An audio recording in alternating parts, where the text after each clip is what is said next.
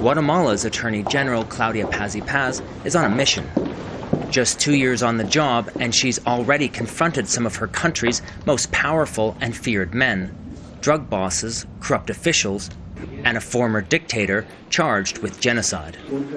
The justice system has to work in order for democracy to function. After working for an organization that analyzed the public prosecutor's office, I knew about its weaknesses, and I felt I had a duty to help my fellow citizens, to not be indifferent in front of a problem as destructive as impunity.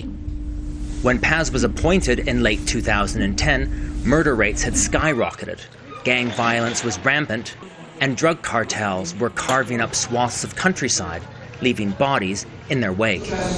Now under Paz, the murder rate is falling, convictions for violent crimes are rising, and government officials, including her own staff, are facing increased scrutiny.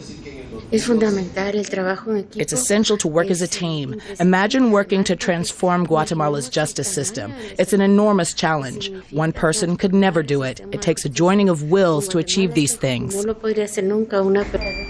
But despite her modesty, Paz remains the public face of the prosecutor's office. And when she heads home at the end of the day, her personal guards go with her. Government officials often face death threats, and with around 13 murders a day in Guatemala, no one is ever completely safe. The Attorney General's successes prosecuting various criminal groups has made her a highly visible target, and therefore security is of utmost importance. But as Paz reaches the gated community where she lives with her husband and son, normal routines take over. A few scratches for Wish, the family cat, a breath of fresh air, and the 46-year-old has a chance to think about the future and the kind of Guatemala she wants to leave for her son's generation.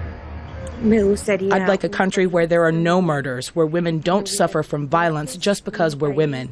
I'd like a country in which justice was effective, where the police and prosecutors do their job with absolute respect for the law. And thanks in part to her dedication, that day appears to be getting closer.